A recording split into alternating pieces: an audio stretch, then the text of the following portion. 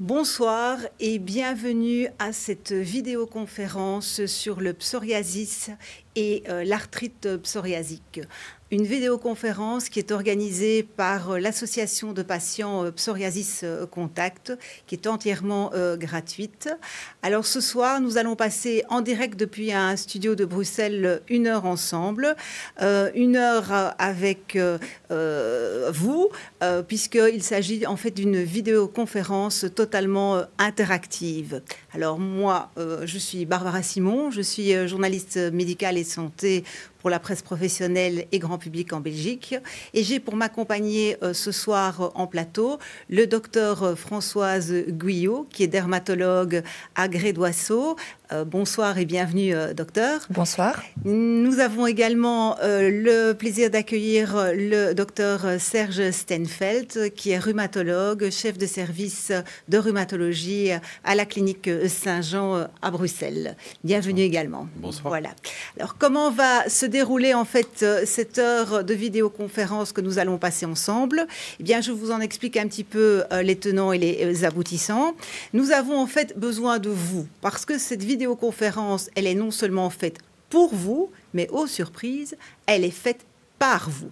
Alors, on va vous demander en fait de nous envoyer un maximum de questions, tout ce qui vous taraude sur la thématique psoriasis et arthrite psoriasique. Alors, pour vous laisser le temps de nous envoyer ces questions, puisque vous nous suivez sur votre tablette, votre smartphone ou votre ordinateur à la télévision, pas à la télévision, excusez-moi de ce lapsus, mais comme si vous étiez et comme si nous étions à la télévision, eh bien, il suffit en fait de simplement faire quelque chose. Vous voyez sur votre écran une case, posez votre question. Vous écrivez en fait votre question dans cette case et vous nous l'envoyez. Pour vous laisser le temps de nous envoyer en fait vos questions, eh bien, qu'est-ce qui va se passer? Nous vous proposons une sorte de petite présentation. Nous allons en fait tordre le cou aux idées reçues en matière de psoriasis et arthrite psoriasique. Nous allons aussi essayer de définir ensemble ce qu'est l'arthrite psoriasique, quels sont les traitements disponibles actuellement en Belgique. Et ce, durant 10 à 12 minutes, le temps de vous donner donc les moyens et la possibilité de nous faire parvenir un maximum de vos questions, donc en remplissant la petite case que vous voyez sur votre écran de votre tablette, de votre ordinateur ou de votre smartphone. Pour rendre ça un petit peu plus dynamique, je vais en fait me permettre de poser quelques questions au docteur Guyot, quelques questions au docteur Stenfeld. Ensuite, nous passerons à proprement parler à vos questions, à toutes les questions que vous allez nous envoyer pendant cette petite présentation. Alors, avant de démarrer, je dirais, les hostilités, quelques petites précautions et précisions. Sachez que cette vidéoconférence est gratuite, qu'elle est là pour vous aider, pour vous informer, mais qu'elle ne se substitue en rien à une consultation médicale. De plus, que les traitements et les noms des molécules qui vont être mentionnés durant cette vidéoconférence le sont à titre purement informatif et pas du tout commercial. Et enfin, que dans la session des questions-réponses que vous allez nous envoyer et auxquelles nous allons tenter de répondre, aucun cas personnel ne sera en fait traité. Donc, il ne s'agit absolument pas d'une consultation en ligne. Voilà, ces précisions étant données, je vous propose de commencer les hostilités. Et docteur Stenfeld, je pense qu'on ne va pas faire dans la galanterie. On va démarrer par vous, si ça ne vous dérange pas, docteur Guyot. Voilà, alors la première question de cette petite présentation, c'est tout simplement donner une définition de l'arthrite psoriasique et aussi quelle est l'incidence de l'arthrite psoriasique chez les personnes atteintes de psoriasis et aussi chez les autres. Alors, l'arthrite psoriasique ou le rhumatisme psoriasique va survenir chez plus ou moins 2 à 3 personnes sur 10 qui ont un psoriasis. Donc, c'est relativement fréquent. Alors, qu'est-ce que c'est l'arthrite psoriasique? L'arthrite psoriasique, en fait, a plusieurs formes. Soit elle peut prendre la forme d'un gonflement articulaire douloureux, on parlera d'arthrite. Elle peut parler également d'une inflammation de ce qu'on appelle une anthèse. Ça, c'est un mot très compliqué, mais ce mot veut dire quoi? C'est-à-dire que c'est simplement l'insertion du tendon sur l'os qui s'inflamme. Le plus connu, par exemple, c'est le tendon d'Achille qui peut s'inflammer et être très très douloureux. Cette forme peut être une forme d'arthrite psoriasique. Des douleurs dans la colonne également, qui évoluent selon ce que nous appelons un rythme inflammatoire. Alors, qu'est-ce que ça veut dire pour aller très très vite? Ce sont des douleurs la nuit et qui s'accompagnent de raideur le matin, peut également faire partie de ce qu'on appelle l'arthrite psoriasique. Mais de façon générale, en fait, l'arthrite psoriasique ou le psoriasis, c'est une grande maladie qui a différentes facettes, qui peut être tantôt articulaire, tantôt cutanée, mais également autres comme une atteinte cardiaque, etc., dont on pourra peut-être discuter plus tard. Certainement, on reviendra certainement sur le sujet. Alors, docteur Guyot, en dermatologie, quels sont les signes qui, hors symptômes particulièrement caractéristiques, peuvent évoquer une arthrite psoriasique? Alors parfois les gens viennent nous voir justement pour des doigts qui sont gonflés. Parfois ils s'imaginent peut-être qu'ils ont un panari ou une maladie infectieuse ou inflammatoire de la peau. Mais alors très souvent c'est du psoriasis unguéal, donc du psoriasis de l'ongle. Et le psoriasis de l'ongle a différentes formes. En fait, l'ongle peut avoir l'aspect d'un dé à coudre, donc plein de petites ponctuations, plein de petits trous au niveau de la tablette de l'ongle. Parfois ce sont des ongles sur lesquels apparaissent des taches de couleur saumonée.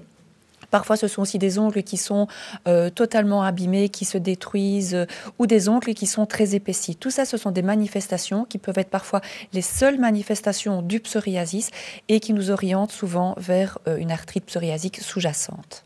Ok, merci. Alors, je l'ai annoncé, on va tordre un petit peu le cou à certaines idées reçues. Certaines personnes mélangent un petit peu à loisir et confondent arthrose, arthrite, arthrite psoriasique, polyarthrite.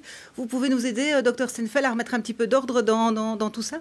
Oui, bien sûr. Alors, quand on parle de polyarthrite, c'est simplement une définition pour parler d'un certain nombre d'articulations qui est douloureuse et gonflée, donc où il y a une inflammation. Alors, communément, quand on parle de polyarthrite, les gens parlent de l'arthrite rhumatoïde. Il n'empêche, la majorité des formes que l'on va voir dans l'arthrite psoriasique est une forme polyarticulaire, c'est-à-dire où il y a au moins 4 articulations qui sont touchées en même temps. Les autres formes peuvent être localisées et une des présentations, par exemple, fréquentes que l'on voit, en tout cas au début de la maladie, c'est quelqu'un qui arrive avec un genou gonflé qui est inflammé, tout à fait inflammé, donc une vraie arthrite de genou. Il n'a aucune autre manifestation. Et quand par hasard on lui pose la question est-ce qu'il a du psoriasis, on peut, à partir de ce moment-là, arriver très très rapidement à un diagnostic d'arthrite psoriasique. Ok, merci. Justement, ça, ce sont les patients donc, qui vont consulter en rhumatologie. En ce qui concerne les patients qui vous consultent, docteur Guyot et vos confrères donc, dermatologues, quels sont les traitements qui sont prescrits en cas d'arthrite psoriasique, justement par les dermatologues, et avec quelle efficacité? Alors, normalement, nous ne sommes pas habilités pour des questions de remboursement à prescrire nous-mêmes des traitements pour de l'arthrite psoriasique. Cependant, la grande majorité des traitements que nous prescrivons pour des psoriasis modérés à sévères sont des traitements qui agissent également sur l'arthrite psoriasique. Nous pouvons faire donc d'une pierre deux coups. Voilà. Alors, justement, donc le docteur Guyot disait que les dermatologues n'étaient pas habilités pour des questions de remboursement, mais il y a, docteur Stenfeld, de nombreux traitements qui peuvent être proposés par le rhumatologue aux patients atteints d'arthrite psoriasique avec des résultats en fait assez probants. Vous pouvez nous dire quels sont justement parmi votre pratique quotidienne en rhumatologie les traitements qui sont le plus souvent prescrits et avec les résultats les plus probants? Alors, il y a deux choses, je pense, qui doivent être quand même spécifiées. La toute première chose dans l'arthrite psoriasique, c'est que pendant très longtemps, en fait, les traitements dont on disposait venaient uniquement du traitement que l'on utilisait dans l'arthrite rhumatoïde. Donc, on les avait rapportés et ils n'étaient pas toujours adaptés. Depuis maintenant plus d'une vingtaine d'années, on a des traitements qui sont excessivement efficaces. Alors, on différencie quand même deux choses. La première chose, ce sont les traitements dits des symptômes, donc des plaintes des patients pour la douleur, les gonflements articulaires, la fatigue, qui est un des éléments très importants, et la raideur également. Pour les symptômes, nous avons des traitements très simples qui peuvent aller simplement, par exemple, à l'utilisation d'anti-inflammatoires non stéroïdiens. Et puis, vous avez le traitement de fond de la maladie, c'est-à-dire qu'il faut empêcher que la maladie, dans sa globalité, n'évolue, tant sur le plan cutané que sur le plan articulaire. Chez certains patients, on va privilégier plus l'un que l'autre. Et il y a toute une série d'arsenals thérapeutiques qui est à notre disposition aujourd'hui. Nous avons à l'heure actuelle, je pense, près de 15 molécules qui sont excessivement efficaces pour pouvoir bloquer l'évolution de la maladie dans une grande majorité de cas. Vous êtes ici tous les deux présents, l'un représentant les dermatologues et l'autre les rhumatologues. Est-ce qu'on peut dire que dans le cadre de l'arthrite psoriasique, dermatologues et rhumatologues travaillent en étroite collaboration? Et est-ce que les dermatologues renvoient souvent ou systématiquement un patient vers un rhumatologue pour, je dirais, poser un diagnostic plus précis, ou justement, comme vous le laissiez sous-entendre, pour réellement démarrer un traitement spécifique? Alors, je pense que quand on est face à un patient qui a du psoriasis, c'est une question fondamentale pour un dermatologue de l'interroger sur les articulations. Et ça permet très souvent de dépister. Et alors, bien entendu, on réoriente le patient vers un rhumatologue pour avoir le traitement adapté. Quand c'est un traitement beaucoup plus important, par exemple parce qu'on a un psoriasis modéré à sévère, parfois on va le traiter nous-mêmes et alors on aura une action sur le côté rhumatologique également de la maladie. Merci, docteur Gouillot. Alors, oui. Peut-être juste, je pense que de plus en plus, nous collaborons tous ensemble et de façon synergique. C'est-à-dire, nous apprenons de la qualité du travail des dermatologues, comme eux apprennent de notre travail. Et c'est l'association et c'est, je pense, le partage de ces informations qui fait qu'on peut soigner un petit peu mieux et de mieux en mieux, en tout cas, les patients. On fait appel également à d'autres professionnels de santé, comme les kinés, les psychologues, les infirmières. Et je pense que c'est ce groupement-là qui pourra arriver, en tout cas, à des résultats beaucoup plus intéressants. Donc résolument une approche multidisciplinaire. De plus en plus multidisciplinaire, absolument. OK. Alors, on arrive déjà à la dernière question de cette petite mise en bouche, de cette présentation. Vraiment, le temps passe très vite en votre compagnie. Donc, docteur Steinfeld, je voulais un petit peu savoir, et probablement que beaucoup de personnes qui nous suivent ce soir se posent la question, pourquoi est-ce que l'arthrite psoriasique fait tellement peur? Et est-ce que c'est peut-être parce qu'elle est peu ou mal comprise, incomprise, peut-être mal diagnostiquée, sous-diagnostiquée?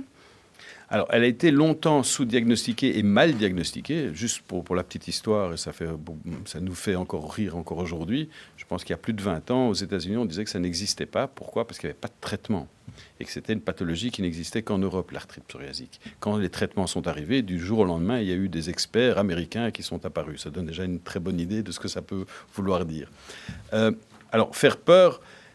à partir du moment où vous avez une maladie de la peau qui a déjà un impact psychosocial très important, donc dans la qualité de vie, si vous devez rajouter à cela un problème articulaire qui peut aller jusqu'à certains handicaps, puisqu'il y a des formes d'arthrite psoriasique, et il ne faut pas se le cacher, qui sont sévères et qui peuvent entraîner un réel handicap moteur.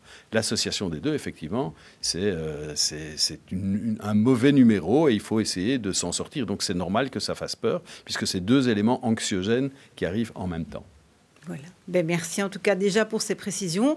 J'espère que chez vous, que ce soit sur votre tablette, votre smartphone ou votre ordinateur, vous en avez déjà appris un petit peu plus sur le psoriasis et l'arthrite psoriasique.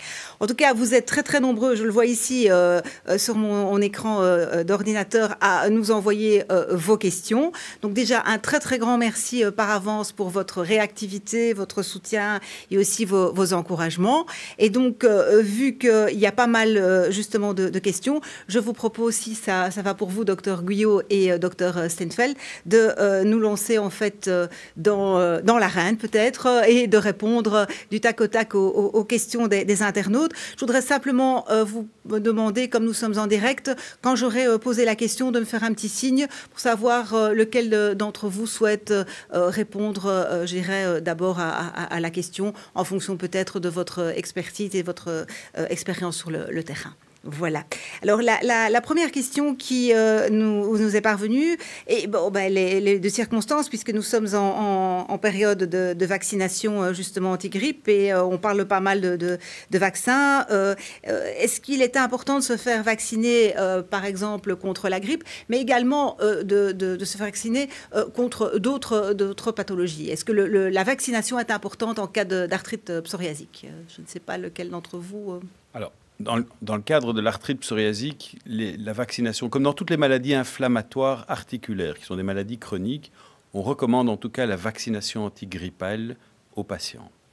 il faut savoir par rapport aux autres vaccinations qu'il y a, selon les traitements, certains vaccins qui sont formellement contre-indiqués. Voire même certains vaccins pourraient même augmenter le psoriasis dans certaines circonstances. Celui qu'il faut absolument éviter, en tout cas si on le peut, c'est le vaccin pour la fièvre jaune. Celui-là, il est totalement contre-indiqué, en tout cas sous toute une série de traitements. Mais les vaccins, en tout cas avec des virus dits morts, c'est comme ça qu'on appelle ce type de vaccin, ou qui sont totalement atténués, peuvent être utilisés et sont recommandés dans une grande majorité de cas. Merci. Je voudrais juste ajouter un petit quelque chose. En fait, les patients qui ont du psoriasis, souvent, ont des comorbidités qui les rendent plus vulnérables justement à la grippe notamment, comme la surcharge pondérale. Et donc, justement, c'est des personnes qui doivent se faire plus vacciner. Et puis, des personnes qui sont sous biothérapie, qui sont sous immunomodulateurs, on leur conseille également de se faire vacciner. Ok. Alors, nous avons une question qui revient différemment, mais à plusieurs reprises. Donc, on nous pose la question, quels sont en fait les examens donc d'imagerie médicale, les tests sanguins, etc., qui permettent en fait de poser un diagnostic précis de l'arthrite psoriasique? Alors, d'abord, il n'y a pas un examen qui le permet. Donc, l'essentiel, en tout cas, dans le diagnostic, c'est l'interrogatoire et l'examen clinique. Donc c'est une maladie pour laquelle, en fait, en interrogeant et en posant suffisamment les questions aux malades, en l'écoutant, on arrive dans une grande majorité des cas, en tout cas, à pouvoir poser le diagnostic. Le reste ne sert en réalité qu'à confirmer ce diagnostic. Mais le diagnostic est essentiellement clinique. Et donc, c'est un interrogatoire qui va se faire sur le rythme des douleurs. Donc, est-ce que cette douleur, qu'elle soit articulaire ou qu'elle soit sur un tendon, est inflammatoire? Et donc, je rappelle, une douleur inflammatoire, c'est une douleur surtout nocturne et qui s'accompagne d'une raideur matinale. Raideur, c'est en fait quelque chose qui doit durer au moins ou pratiquement 1 heure. Donc ce n'est pas juste se sentir du dérouillage, c'est vraiment se sentir quand on se réveille le matin que c'est très douloureux et raide surtout, et que cette raideur va disparaître petit à petit avec l'exercice au cours de la journée. Ok. Alors, quelque chose de tout à fait pointu. Donc, nous avons un message concernant l'Otezla et le millepertuis. La personne qui nous envoie le message nous dit, voilà, le millepertuis serait formellement déconseillé. Est-ce qu'on en parle dans la notice? Est-ce que c'est vrai ou pas? Cette personne hésite un petit peu. Je ne sais pas. Oui, docteur Bouillot. Alors, c'est une question tout à fait judicieuse parce qu'on a souvent tendance à croire à tort que tout ce qui vient des végétaux est tout à fait anodin, alors que le millepertuis ne l'est absolument pas. C'est effectivement dans la notice de l'Otezla. Et en fait, ça rentre en compétition avec l'élimination du médicament. C'est pareil avec le méthotrexate, donc le lédertrexate, et c'est pareil avec le Néoral. Donc, c'est vraiment contre-indiqué de prendre du millepertuis avec ces médicaments-là, comme avec la contraception, puisqu'il existe beaucoup de bébés millepertuis qui sont nés parce que la pilule n'était pas efficace parce qu'elle était prise avec du millepertuis. Alors, une autre question qui est fréquemment également posée ici. Y a-t-il un risque entre arthrite psoriasique et grossesse? Mon enfant risque-t-il de souffrir de cette maladie également? C'est également une question que de nombreux patients psoriasiques se posent sans souffrir en fait d'arthrite psoriasique. La question d'hérédité, de transmission. Alors, on sait qu'il y a des facteurs génétiques et donc héréditaires dans la transmission du psoriasis. Mais il n'y a pas un facteur. Et ils ne sont pas tous les mêmes, d'ailleurs, dans l'arthrite psoriasique. Et dans l'arthrite psoriasique, il y a toute une variété de facteurs. Et ce n'est pas parce que vous avez une arthrite psoriasique que votre enfant en aura une. La probabilité est relativement faible. Il y a une vraie association, donc on appelle ça des agrégations de psoriasis dans les familles, puisqu'il y a vraiment des familles où il peut y avoir des traits héréditaires importants. Mais ces traits héréditaires, à l'heure actuelle, dans notre connaissance, ne dépassent jamais 30% dans la probabilité de développer la maladie. C'est donc souvent une manière simple de le comprendre, c'est que pour développer une maladie comme l'arthrite psoriasique, c'est comme un millefeuille. Donc vous avez besoin d'avoir un certain terrain génétique qui vous favorise ou qui va faire en sorte qu'avec l'apparition de certains facteurs, qui sont des facteurs parfois environnementaux, donc des virus éventuellement, des allergènes, et éventuellement et probablement même aussi des éléments hormonaux, la maladie peut se développer. Vous évoquiez donc des facteurs qui peuvent justement contribuer au développement de la maladie. Nous avons de nombreuses questions concernant la maladie de Crohn. Les personnes souffrant de la maladie de Crohn sont-elles plus à risque de souffrir d'arthrite psoriasique? Alors, nous sommes dans un grand groupe. Ce groupe, on appelle ce groupe les spondylarthropathies. Spondylo veut dire en grec colonne. Arthropathie, c'est les maladies des articulations. Alors vous allez me dire, on parle de maladie de Crohn, c'est une maladie digestive. En fait, c'est un groupe où il y a des éléments génétiques communs, d'abord dans l'apparition de la maladie, mais également dans la manière de traiter cette maladie. Ce groupe va comprendre quoi? La maladie de Crohn, ce qu'on appelle la colite ulcéreuse ou la rectocolite ulcéro-hémorragique, c'est la même chose, c'est une maladie qui est proche, le psoriasis et l'arthrite psoriasique, une maladie qui va toucher surtout les hommes jeunes, mais surtout la colonne des hommes jeunes qu'on appelle la spondylarthrite ankylosante, et quelque chose où il n'y a rien ni d'articulaire, de cutané ou autre, qui est ce qu'on appelle l'uvéite, une inflammation des yeux. C'est un grand groupe dans lequel, en fait, vous avez des bases génétiques et des manifestations qui sont communes. Ça veut dire qu'un patient qui est dans un groupe spécifique, qui a l'étiquette de telle ou telle pathologie, va avoir une propension plus ou moins importante à développer les autres manifestations. Ce qui veut donc dire, pour terminer, que si vous avez un patient qui a uniquement du psoriasis, c'est important de savoir s'il a des problèmes digestifs avec des troubles du transit, comme des diarrhées importantes, du sang dans les selles, s'il fait une inflammation au niveau de l'œil, s'il a des problèmes articulaires. Au même titre qu'un patient qui a des problèmes articulaires, il faut lui poser les questions sur les problèmes cutanés, digestifs ou oculaires, etc. etc. Okay. D'ailleurs, nous avons des traitements qui peuvent traiter les différentes pathologies que vous avez citées. Absolument. Ok. Alors, il y a une question, on revient un petit peu dessus, on l'a déjà évoqué dans la présentation, mais bon, il y a une question et puis deux autres là qui s'enchaînent. On me demande un petit peu de préciser en fait la symptomatologie au niveau donc, du psoriasis localisé au niveau des ongles, donc le psoriasis ingéal, et aussi le lien qu'il peut avoir avec l'arthrite psoriasique. Ça n'a pas l'air d'être très clair, donc je pense, sans m'avancer trop, que c'est plutôt une question pour Je vais prendre la première partie et je vous laisserai la deuxième partie de la question. Alors, le psoriasis au niveau des ongles, il peut avoir différentes formes. Ça peut être des ongles qui sont tout à fait abîmés, donc des ongles qui sont comme mat, ou il y a des ongles qui s'effritent. Vous pouvez aussi avoir des ongles qui sont épaissis. Parfois, c'est pris à tort pour une mycose. Vous pouvez avoir des ongles qui sont tachetés, parfois avec une tache plutôt couleur saumonée, ou bien alors vous pouvez avoir aussi des ongles en dés à coudre, donc avec plein de petites ponctuations au niveau de la tablette de l'ongle. Ok, vous souhaitez ajouter quelque chose? Alors une des particularités de l'arthrite psoriasique qui la différencie en fait de tous les autres rhumatismes inflammatoires que l'on peut voir, c'est que ce qu'on appelle les articulations distales, donc celles vraiment qui sont juste à côté de l'ongle, sont touchées. Donc c'est pratiquement la seule maladie inflammatoire où vous allez avoir ça. Et il y a un lien immédiat avec l'atteinte inguéale, donc de l'ongle. C'est-à-dire que dans l'insertion, donc si on regarde anatomiquement comment ça se présente, l'ongle, la matrice de l'ongle se trouve en fait en relation avec cette articulation. Et on n'a jamais su quel est l'œuf et la poule, mais en réalité, on retrouve très très fréquemment chez les patients qui développent donc, une arthrite au niveau de ces interphalangiennes distales, une atteinte des ongles. Juste une anecdote quand même, parce que l'atteinte des ongles, c'est un élément en plus qui se rajoute chez les patients. Quand on a une arthrite psoriasique inflammatoire, donc assez active, les patients qui ont une atteinte des ongles ont une meilleure espérance de vie. Donc pour une fois, c'est une bonne chose d'avoir ça. Donc ça, c'est quelque chose que l'on sait de façon très très précise aujourd'hui. Si on regarde les courbes de survie de façon générale, c'est un facteur en fait très positif d'avoir une atteinte des ongles. L'atteinte des ongles dans l'arthrite psoriasique, c'est 70 à 80% des cas.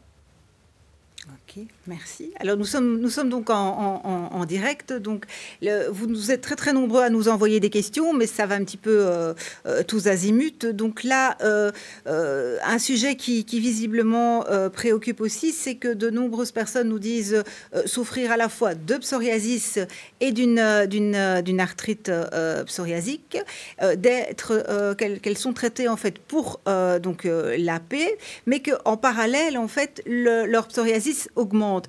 Cela veut-il dire que leur arthrite psoriasique va également s'intensifier? On a des aggravations paradoxales sous traitement du psoriasis. Ça, c'est connu. Ce n'est pas fréquent, mais on a des aggravations paradoxales. Pour le versant articulaire, je vous le laisse. Non, alors c'est pas parce qu'il y a une poussée au niveau de la peau qu'il y aura toujours une poussée au niveau articulaire. Et dans le sens inverse, c'est aussi valable. Donc, il n'y a pas de règle. Alors, ce qui peut arriver, c'est que vous pouvez avoir quelqu'un qui a une arthrite psoriasique qui répond très très bien au traitement, avec les nouvelles thérapies, ce qu'on appelle les thérapies biologiques.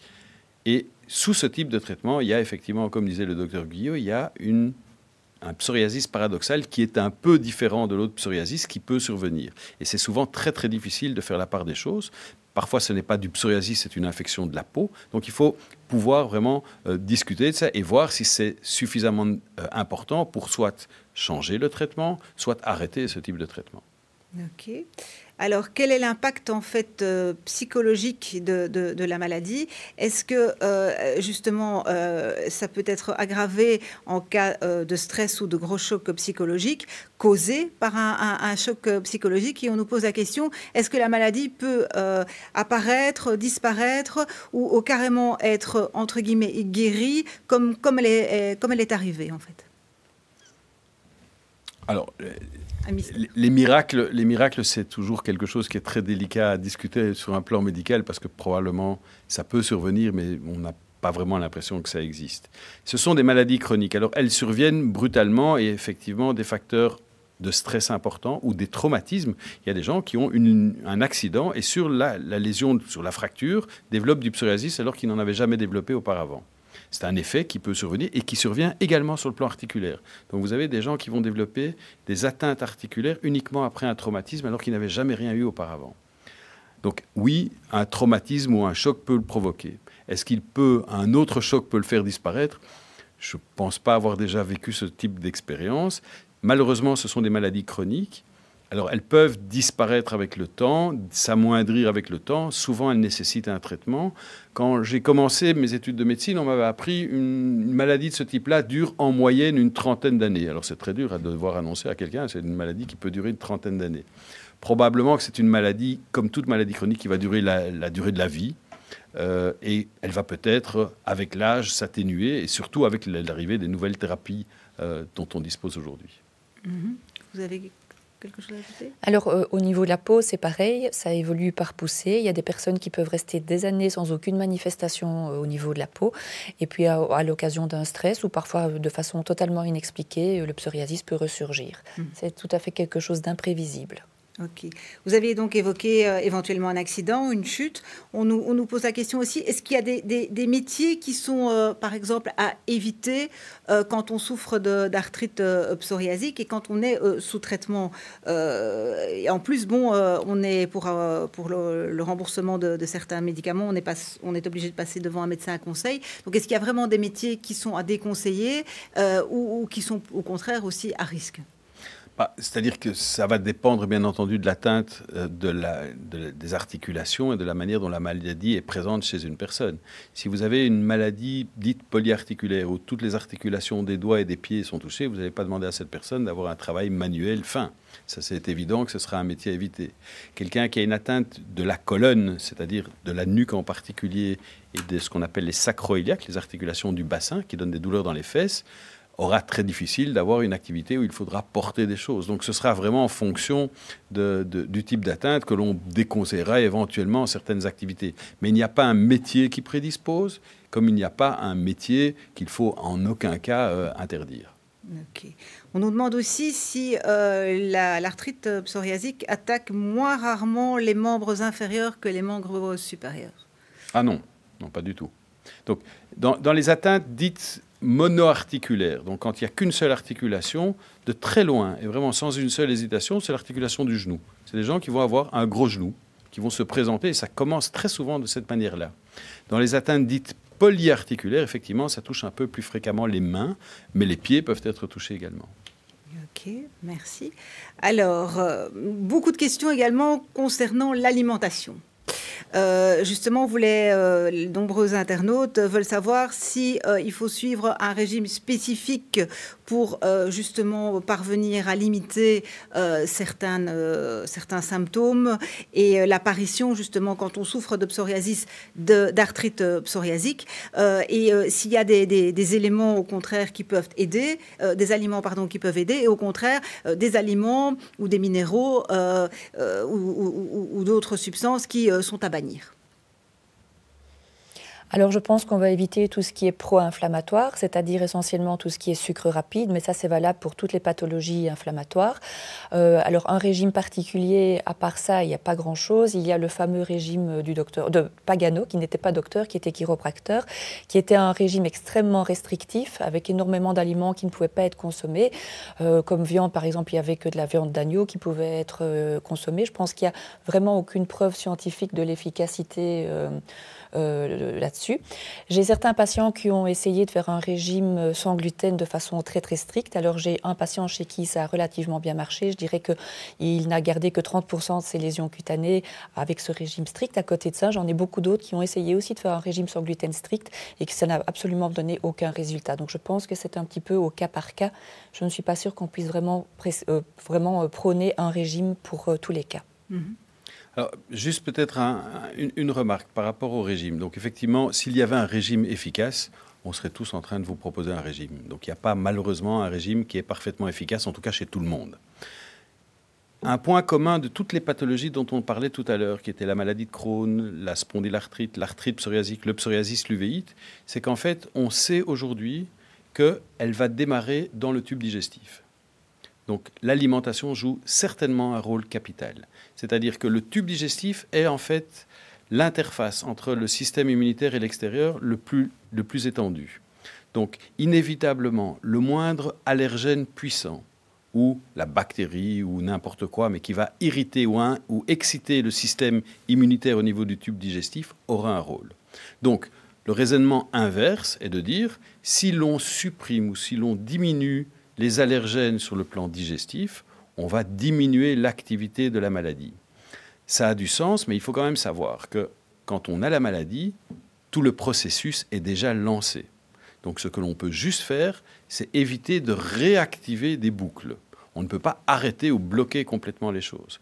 Donc ça a du sens, effectivement, et chez certaines personnes, ça peut être un régime sans lait, puisque le lait de vache est un des allergènes les plus puissants que l'on connaisse. Le gluten cité en est un autre. Et donc, dans certaines circonstances, diminuer simplement les allergènes alimentaires, quels qu'ils soient, sont importants. Mais il n'y en a pas un plus particulier qu'un autre à l'heure actuelle.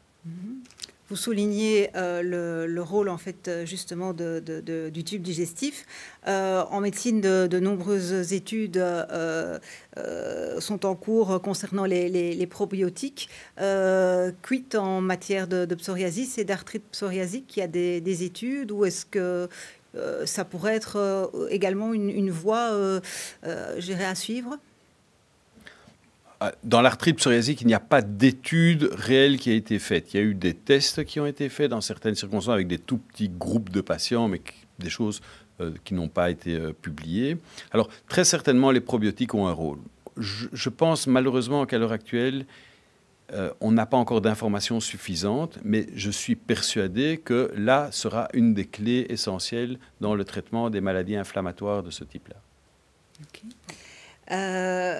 Toujours dans le contexte, je dirais, alimentaire, on nous pose des questions aussi concernant la prise de compléments alimentaires ou de nutriments, de l'argent, du cuivre, du soufre, du fluor, mais qu'en est-il du curcuma?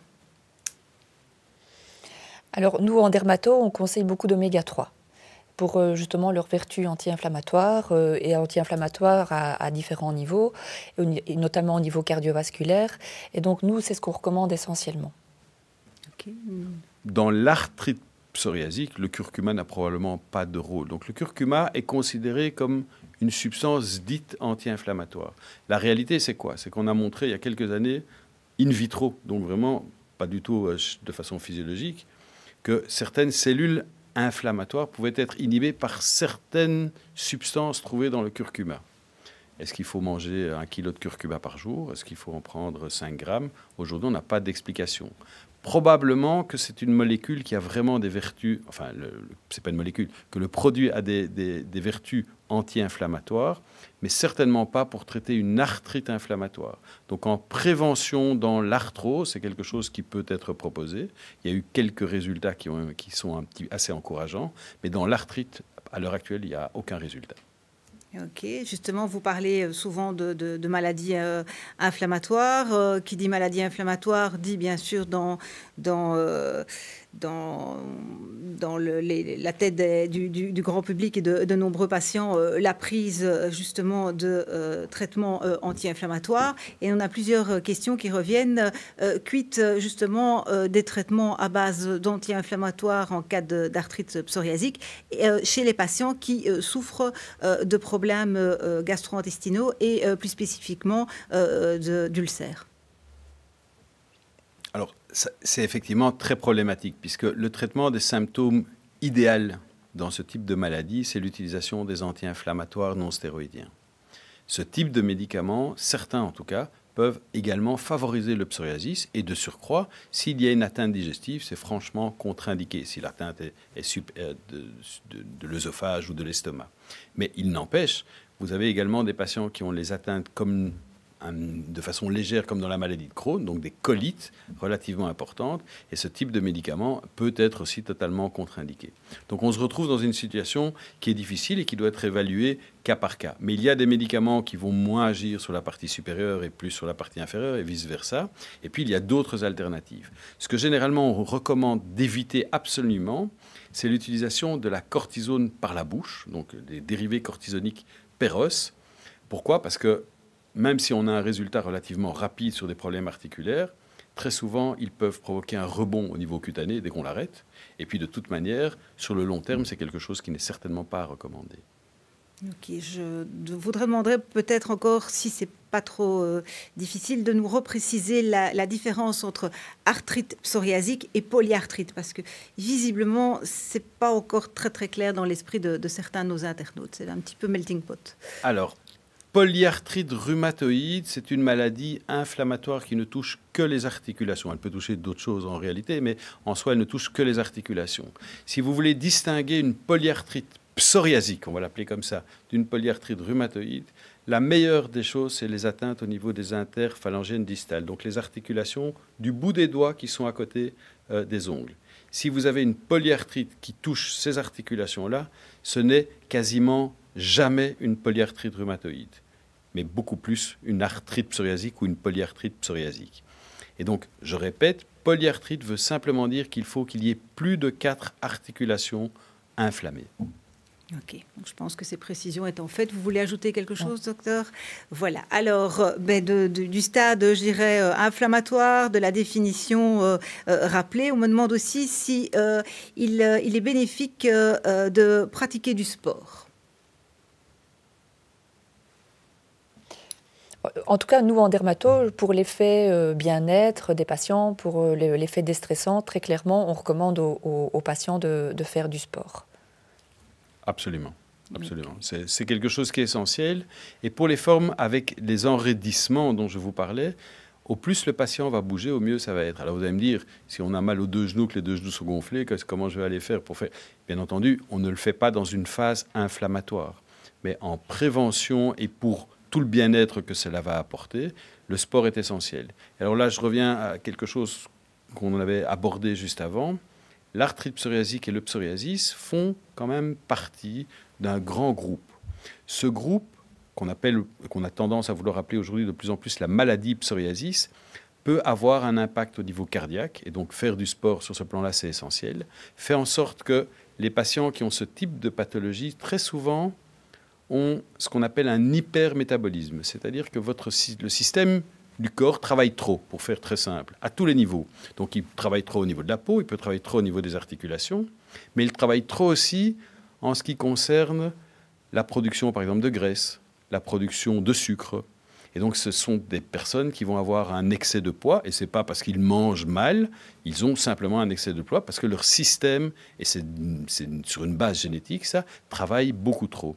Ça donne ce qu'on appelle un hyperinsulinisme. L'hyperinsulinisme donne des problèmes cardiaques, donne du diabète, etc., etc., etc. Donc, le sport ou l'activité sportive de façon régulière a certainement un rôle important. Oui. Donc, on nous posait justement la question, la dernière question qui vient d'être envoyée, c'est justement, est-ce que arthrite psoriasique et problèmes cardiovasculaires ont un lien étroit? Je pense que... Il y a un lien, pas uniquement avec l'arthrite psoriasique. Donc, sur les patients qui ont une arthrite psoriasique, sur les définitions, malheureusement, il y a des définitions, on parle en fait d'un excès pondéral qu'on va appeler franchement de l'obésité. Dans près d'un patient sur 4 est dit obèse, c'est-à-dire à ce qu'on appelle un indice de masse corporelle qui est supérieur à 30. Et donc, inévitablement, on sait que ce type d'indice favorise très fortement les problèmes cardiovasculaires. Alors, une question un peu plus pointue. Est-ce que la sarcoïdose peut être un facteur déclencheur d'arthrite psoriasique? Alors, c'est totalement autre chose. C'est-à-dire que ce sont des maladies qui sont tout à fait autres. Il y a... Alors, c'est très rare, il y a des associations, mais c'est des associations statistiques. L'arthrite, donc le psoriasis, on dit qu'en gros, c'est de 3 à 4%, entre 2 et 4% de la population générale. L'arthrite psoriasique, c'est 20 à 30% de ces patients. Alors, la sarcoïdose est une maladie très, très rare. Mais donc, inévitablement, il peut arriver qu'un patient qui a une arthrite psoriasique ou une sarcoïdose va développer l'autre. Donc, ça peut arriver, mais ce n'est pas du tout associé. Voilà.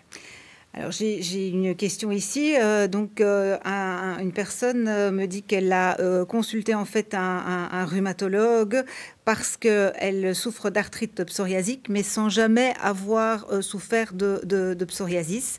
Et elle se pose la question de savoir pourquoi un psoriasis, une arthrite psoriasique a pu être décelée. Peut-être est-ce que quelqu'un dans sa famille, ses parents, ses grands-parents, en ont souffert sans qu'elle le sache?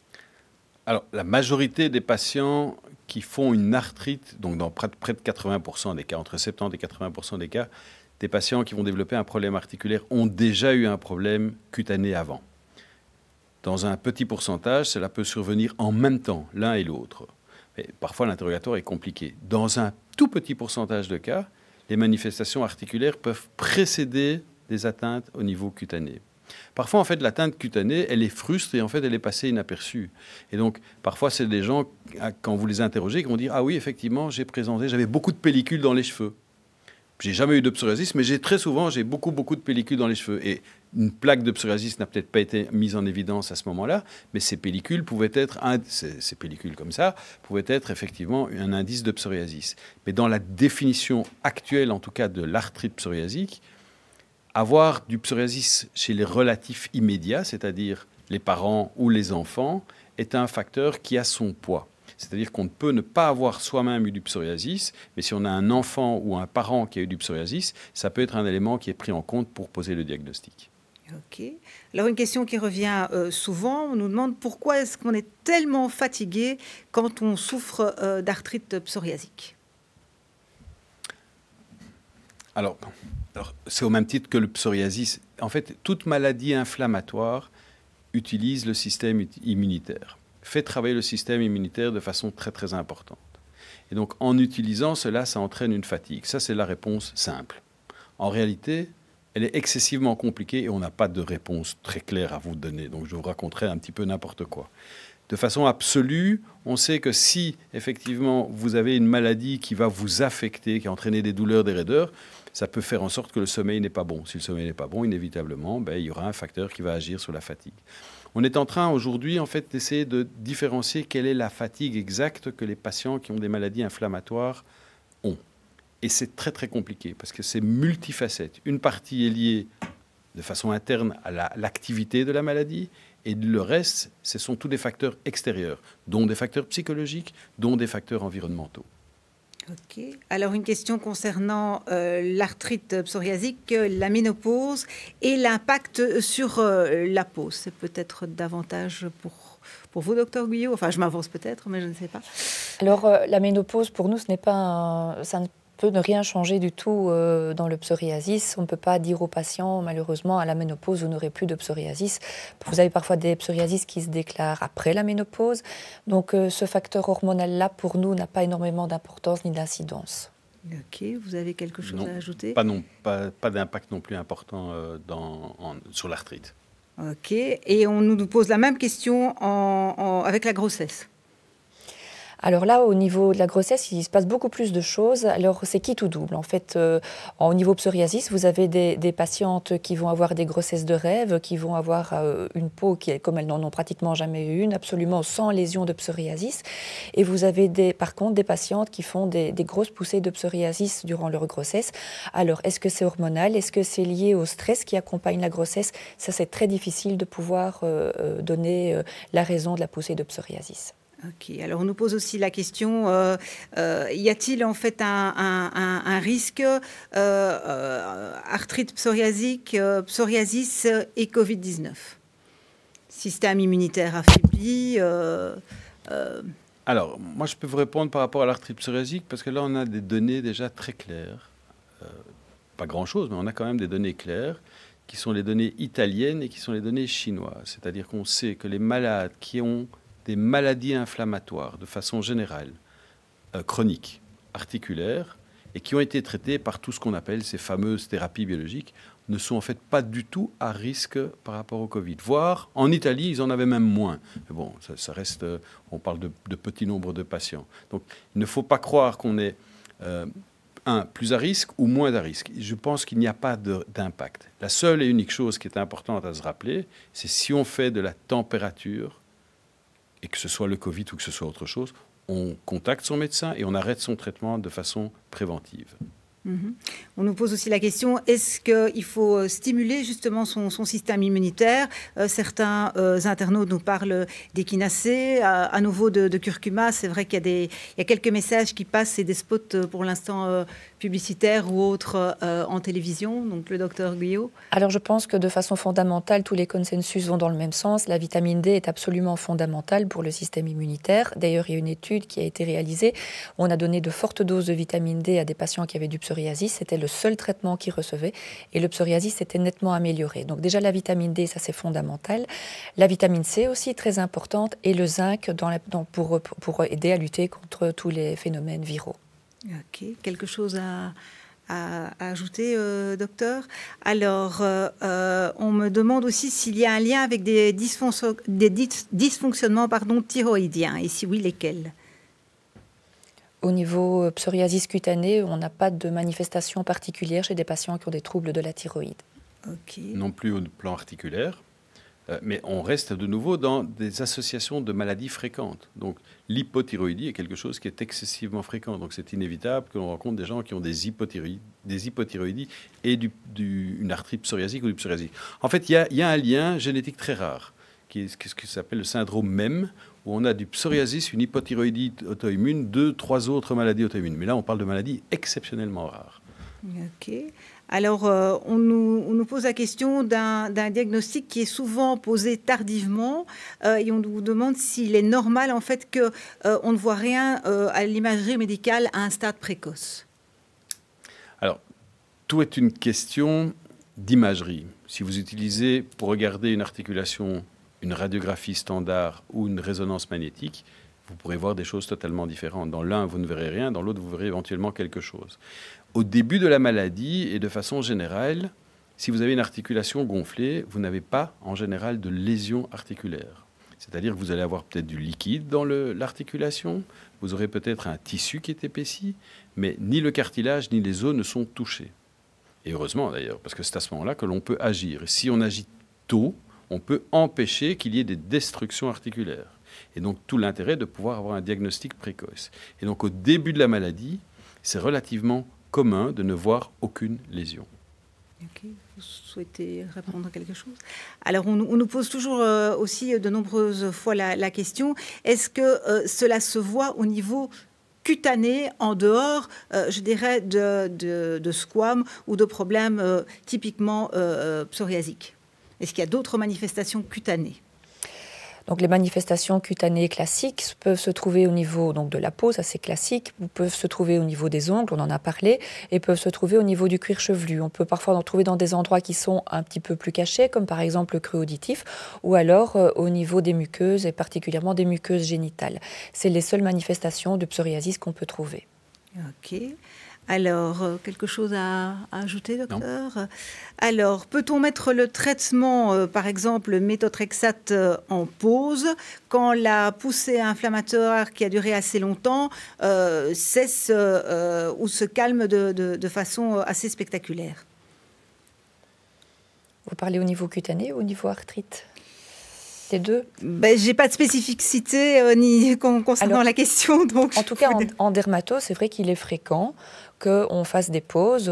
Souvent, quand on a une poussée de psoriasis, on donne une dose relativement importante. Et puis souvent, on va de façon dégressive, voir jusqu'où on peut aller pour ne pas que la poussée revienne, voire même on arrête le traitement sans aucun problème. Oui. Alors là, je pense que certains internautes s'imaginent que vous avez une boule de cristal tous les deux, mais bon, il m'est de mon devoir de vous poser la question.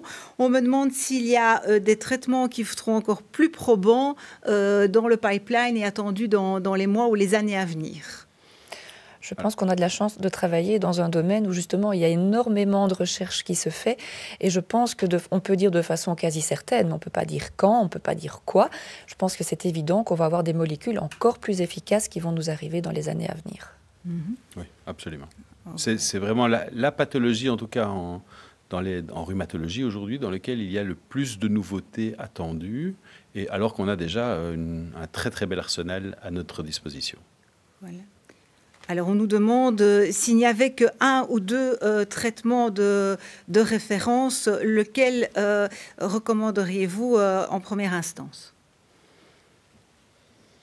Alors, je vais vous parler du versant dermatologique. C'est vrai qu'on avait différentes classes de traitement. Il y en a qu'on utilise, nous, nettement moins souvent. C'est ce qu'on appelle les anti-TNF. Donc, il y a le Remicade, l'Enbrel, le Lumira et le Cimzia. Voilà. On les utilise nettement moins souvent parce qu'ils ont un mode d'action qui est beaucoup plus lent. Et alors, ce qu'on espère avoir chez les patients et ce que les patients veulent avoir, c'est une amélioration très rapide. Alors, on a plutôt tendance à utiliser maintenant les anti-interleukine 17. Donc, il y a le Quinteum, il y a le Cosentyx et il y a le Tals. On utilise aussi les anti-IL-23. Il y a le Tremfya, le Skyrizi et l'Ilumetri. Voilà, nous, versant dermato, c'est ce qu'on utilise préférentiellement actuellement. Ok. Vous avez quelque chose à ajouter? Alors, pratiquement nous avons pratiquement les mêmes traitements. Donc, il y en a qui sont un peu plus spécifiques en dermatologie, qui ont commencé en dermatologie et puis qui sont arrivés en rhumato. Nous, c'est plutôt l'inverse par rapport aux thérapies biologiques, puisqu'on a plus de 20 ans d'expérience avec les anti-TNF, en l'occurrence, dans toute une série de pathologies. Je crois que le traitement est plus adapté en fonction d'une personne. Donc, malheureusement, il n'y a pas un traitement qui est plus efficace et qui, à dire, il est en numéro 1. Je pense que toutes les sociétés pharmaceutiques et tous les laboratoires seraient très contents que tout soit aussi simple. Malheureusement, vous avez pu voir tout au long de la discussion déjà ici que le psoriasis, la maladie psoriasis, ce n'est pas une maladie. Elle est très hétérogène et elle peut avoir des présentations très différentes. La réaction du médecin ou la proposition du médecin pour un patient qui a une atteinte cutanée excessivement large et une petite atteinte articulaire ou voire pas d'atteinte articulaire, ça ne va pas lui proposer le même traitement que si le patient a une vraie polyarthrite avec juste du psoriasis sur le cuir chevelu. Et donc, en fonction de ce type d'atteinte, il y a des traitements qui sont plus spécifiques que l'autre. Et ça, c'est l'expérience et les données que l'on a aujourd'hui dans la littérature qui permettent de nous dire on recommande plutôt celui-là ou un autre. Mais il n'y en a pas un. Alors, quid des médecines alternatives, des massages, phytothérapie, homéopathie Alors, moi, je suis absolument pas sectaire et je pars vraiment du principe que si ça peut aider la personne, moi, il n'y a aucun problème. Il ne faut pas que cela remplace des thérapies efficaces. Donc, je pense que chacun est suffisamment adulte, même des enfants, ont une certaine maturité pour savoir aussi qu'est-ce qui va l'aider ou lui faire du bien. Alors, il ne faut pas tomber, je pense, dans, malheureusement, un certain charlatanisme où on fait un peu n'importe quoi, mais je crois que n'importe quoi qui va aider au bien-être de la personne est essentiel. Et dans une maladie chronique qui touche tant qu'elle peut toucher la peau ou les articulations, voire les deux, c'est essentiel de pouvoir se faire du bien. Et ce qui fait du bien à une personne n'est peut-être pas la même chose à une autre, et donc je pense qu'il faut utiliser cela. Alors moi, je rajouterais que je pense qu'il faut avoir le courage parfois de pouvoir parler à son médecin justement des thérapeutiques alternatives qu'on voudrait pouvoir utiliser pour voir si elles sont compatibles avec les traitements qui ont été donnés. Je pense par exemple au millepertuis qu'on a évoqué tout à l'heure. Donc ne pas prendre du millepertuis sans en parler à son médecin puisque ça peut interagir avec les médicaments comme le Lédortrexate ou avec le Néoral ou avec l'Otezla. Et puis il faut aussi penser à des médicaments qui vous semblent totalement anodins parce qu'ils sont en vente libre. Je pense par exemple aux huiles essentielles, en particulier l'huile essentielle de titri, qu'on a un petit peu eu tendance à utiliser pour tous les petits bobos inflammatoires au niveau de la peau. Le titri est un perturbateur endocrinien et donc voilà, il ne faut pas l'utiliser en trop grande quantité. Il faut toujours essayer de se référer à son pharmacien, voire à son médecin. Ok, alors on nous demande aussi quel traitement en cas de psoriasis inversée. Alors, le psoriasis inversé, c'est un psoriasis qu'on va rencontrer au niveau des plis et qui ne va pas tout à fait avoir le même aspect qu'un psoriasis au niveau, par exemple, des coudes, où là, il sera relativement kératosique, donc ce seront des plaques rouges avec des squames bien adhérentes, épaisses, blanches par-dessus. Au niveau des plis, ce qu'on appelle le psoriasis inversé, c'est plutôt des plaques rouges qui sont souvent luisantes et parfois même sointantes. Alors, on va utiliser en général des corticoïdes locaux et des corticoïdes plutôt doux, puisqu'au niveau des plis, on a toujours peur d'avoir plus de résorption et donc des effets secondaires liés à cette résorption de corticoïdes. On va utiliser aussi des produits parfois qui sont asséchants quand les plaques sont sointantes. Des produits apaisants également. C'est en général ce qu'on utilise pour le psoriasis inversé. Ok. Et alors, une question assez grave. Quid de l'arthrite psoriasique, du psoriasis en cas de cancer et de chimiothérapie, d'immunothérapie ou de radiothérapie? Alors, c'est des choses qui peuvent survenir également, puisqu'effectivement, ce sont aussi des pathologies fréquentes. Et avec l'âge, on est un peu tous à risque par rapport à cela. Donc, il n'y a pas de risque augmenté lié à la maladie. Donc, l'arthrite psoriasique n'est pas associée à un risque de cancer plus important. Certains traitements, mais c'est plus des très vieux traitements, y étaient associés. Alors, généralement, en fait, quand on a ce genre de pathologie, donc une arthrite psoriasique pour parler de ça par exemple, et qu'on développe un cancer, certains traitements du cancer peuvent traiter la maladie articulaire. Et donc, de façon générale, toutes les fameuses thérapies biologiques dont on a cité tous les noms tout à l'heure doivent être arrêtées en général quand il y a un cancer. Et donc, on discute avec l'oncologue, le cancérologue, pour savoir effectivement quel type de traitement peut être proposé. Et parfois, il faut réinstaurer un traitement. Ok. Quelque chose à ajouter? Non. Alors, une question un petit peu plus pointue. Y a-t-il un lien entre l'algodystrophie et le psoriasis et l'arthrite psoriasique? Non. Non. Non. Formellement, non. Formellement, non. Voilà. Alors, on nous repose la question de l'hérédité. Donc, visiblement, il y a encore quelques questions là-dessus. Donc...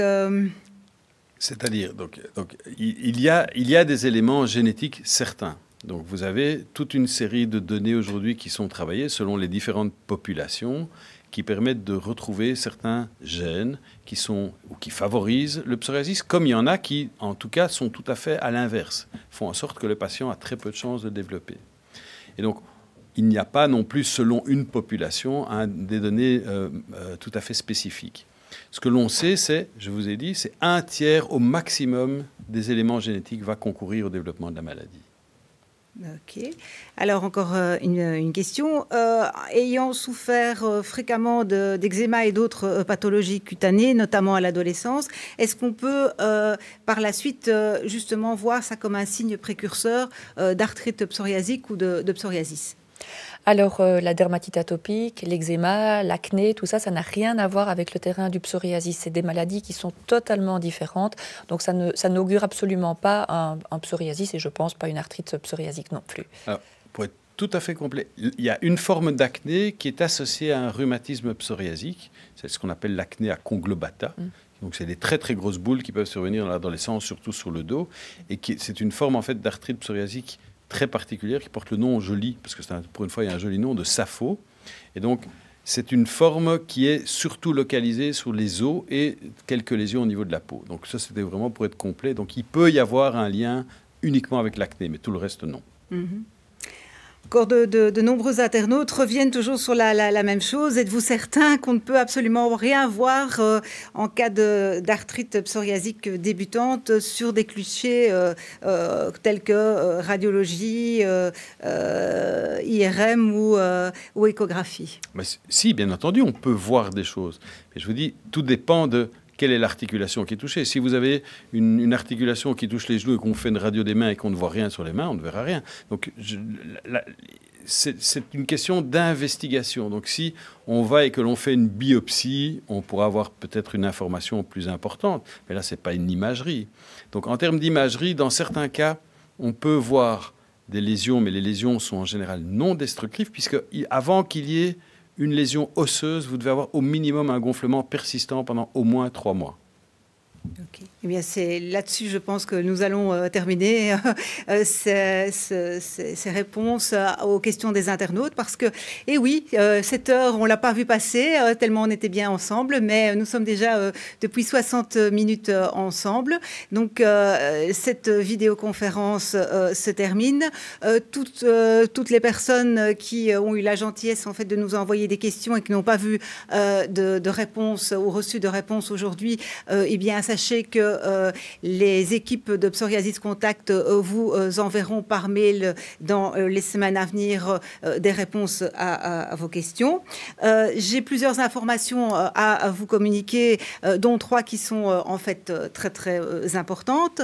La première, c'est que l'association Psoriasis Contact organise une nouvelle vidéoconférence le 27 octobre prochain, ici de nouveau en direct dans les mêmes studios de 19h à 20h, avec une thématique bien spécifique, psoriasis, intimité et sexualité. J'aurai le plaisir de co-animer à nouveau cette vidéoconférence, mais cette fois avec le docteur Géraldine Titeka et le docteur Pierre-Dominique Guillain. Donc, je vous invite à participer à cette vidéoconférence, à la suivre et à nouveau à poser vos questions. Pour ce faire, eh bien, c'est simple. Il suffit de vous inscrire sur le site de l'association Psoriasis Contact, www.psoriasis-contact.be. Alors, une autre information, Psoriasis Contact publie et édite régulièrement une newsletter informative.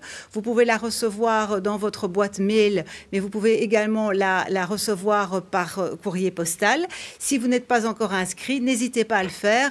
Également sur le site www.psoriasis-contact.be. C'est entièrement gratuit. Vous recevrez des informations, des conseils pratiques, je dirais des actualités relatives au traitement et même des interviews. D'ailleurs, si je ne m'abuse, il y a eu récemment une interview dans la newsletter de ce mois-ci du docteur Guyot.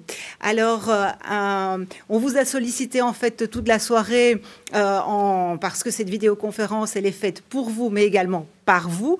Donc, pour nous permettre d'avancer dans nos futurs projets et nos activités, dont celle du 27 octobre prochain, donc la vidéoconférence sur psoriasis, intimité et sexualité, nous aimerions en fait vous soumettre à une petite enquête de satisfaction que vous trouverez en fait sur l'écran de votre tablette, ordinateur ou smartphone. Donc, merci d'avance. En ce qui me concerne, je vous remercie infiniment pour votre attention, votre interactivité, votre participation, vos messages de soutien et d'encouragement. Ça nous fait franchement, sincèrement chaud au cœur. Je remercie également tous les sponsors et les partenaires qui nous ont suivis dans cette belle aventure. Il me reste également à remercier Dany Mathieu et François Jacquemin, vraiment les chevilles ouvrières qui ont tout mis en œuvre pour que cette vidéoconférence puisse avoir lieu. Toutes les équipes qui sont ici dans la coulisse de Psoriasis Contact, ainsi que toutes les équipes techniques. Et surtout, mes 2 orateurs de choc, le docteur Françoise Guyot, dermatologue à Grédoisseau, et le docteur Serge Steinfeld, qui est rhumatologue aux cliniques Saint-Jean. En ces périodes de Covid, je ne saurais trop que vous conseiller. Je pense que mes invités se joignent à moi pour vous dire bonne soirée, mais surtout prenez bien soin de vous, faites attention à vous et prenez soin de ceux qui vous entourent. Je vous dis rendez-vous le 27 octobre prochain, 19h-20h, même endroit, sur le site psoriasiscontact.be. Bonne soirée, merci, ciao ciao. Bonsoir.